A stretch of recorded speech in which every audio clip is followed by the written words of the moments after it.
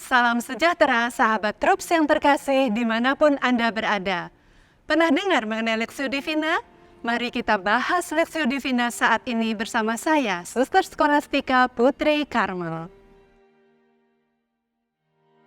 Sahabat Troops yang terkasih, apa arti dari Lexio Divina? Lexio artinya membaca, Divina artinya ilahi. Secara harfiah, Lexio Divina artinya bacaan ilahi. Nah, saudara-saudariku yang terkasih, kita bersyukur sekali di dalam gereja Katolik itu memiliki kekayaan yang luar biasa, baik soal spiritualitas, cara berdoa, dan sebagainya. Lexio Divina ini sebetulnya adalah salah satu cara berdoa dengan menggunakan kitab suci. Itu sebabnya disebut sebagai Lexio Divina atau bacaan ilahi. Apa buah-buah dari Lexio Divina? Yang pertama, dengan semakin kita rajin Lexio Divina, yaitu berdoa dengan kitab suci, kita akan semakin mengenal kasih Tuhan dan segala rencananya. Pernahkah Anda pikirkan saudara-saudariku, kitab suci itu dibuat oleh banyak orang dari berbagai zaman dalam rentang masa ribuan tahun dan di berbagai tempat.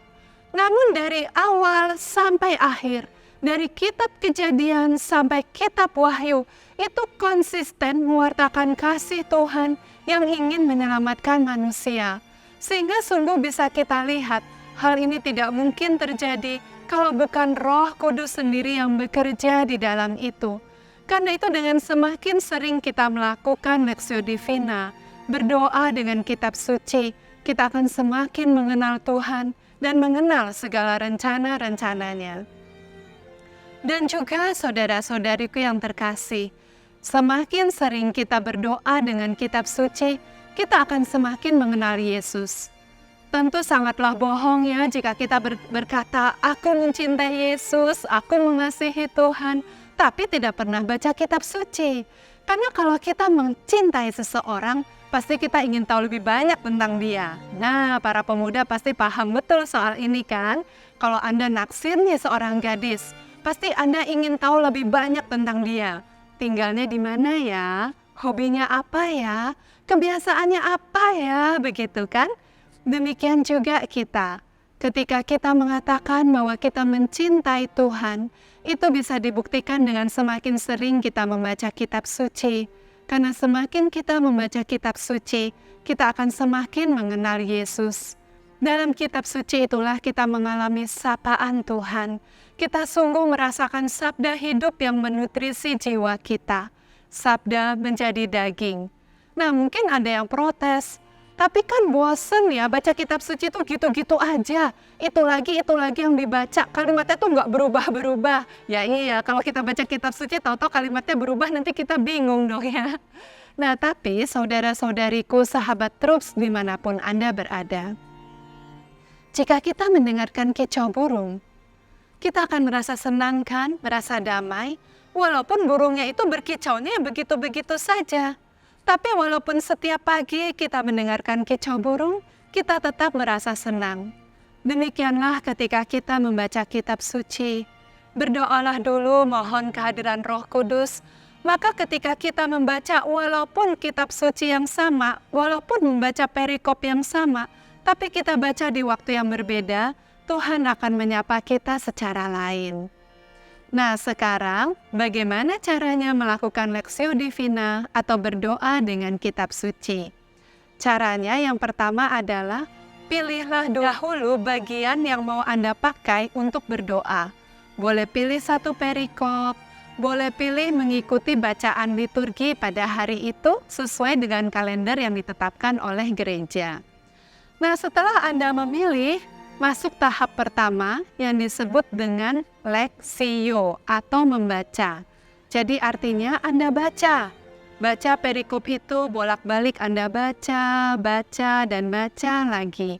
Tidak cukup sekali, baca 2-3 kali sampai Anda menemukan kata-kata atau kalimat atau ayat yang menyentuh. Nah, sesudah Anda menemukan ayat atau kata atau kalimat yang menyentuh, masuk tahap yang kedua, yaitu meditatio. Meditatio ini adalah tahap kita mengulang-ulang hal yang menyentuh tadi. Contohnya, ini saya minta maaf ya, agak lucu soalnya, tapi ini sungguh-sungguh terjadi. Pernah ada seorang pemuda, dia waktu itu memilih perikop mengenai janda di Nain. Ketika dia membaca bolak-balik, dia tersentuh dengan kata janda.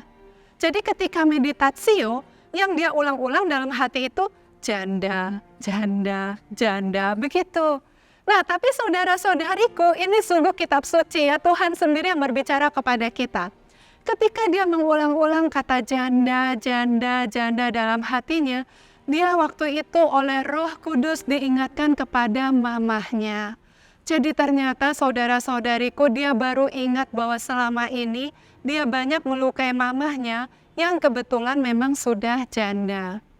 Bahkan baru-baru saja dia marah kepada mamahnya karena mamahnya minta dia untuk makan masakan yang mamahnya sudah siapkan. Masakan yang sebetulnya masakan kesukaannya. Tapi dia menjadi kesal karena dia lagi sibuk dan merasa dipaksa makan oleh mamahnya. Lalu dia mengeluarkan kata-kata kasar dan membentak mamahnya. Jadi waktu itu dia merasa sedih sekali. Jadi ketika dia mengulang kata itu janda, dia teringat betapa dia sudah melukai hati mamahnya yang kebetulan memang janda. Nah, sesudah masuk tahap kedua, kemudian masuk ke tahap ketiga yaitu oratio. Oratio ini artinya berdoa. Jadi kalau meditatio itu tadi mengulang-ulang, merenungkan, merefleksikan begitu. Oratio adalah tahap doa. Di situ kita diundang untuk membalas sapaan Tuhan kepada kita. Jadi misalnya pemuda tadi disapa Tuhan untuk mohon ampun kepada mamahnya, untuk bertobat, untuk berubah. Nah, kemudian dalam tahap orasio itu kita bisa menjawab apa sapaan Tuhan kepada kita. Jadi pemuda itu misalnya dalam tahap orasio dia berdoa, Tuhan ampuni saya yang sudah menyakiti hati mama.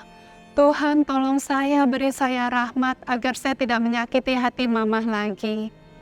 Nah, sesudah kita berdoa, tentu doanya macam-macam ya, sesuai dengan jawaban kita atas sapaan Tuhan, masuk ke tahap kontemplatio. Kontemplatio ini adalah tahap hening, yaitu kita hening di hadirat Tuhan, membiarkan sabda Tuhan dengan kuasa Roh Kudus-Nya bekerja di dalam diri kita. Sabda itu adalah sabda yang hidup, sabda yang turun tidak akan turun dengan sia-sia ke dunia ini.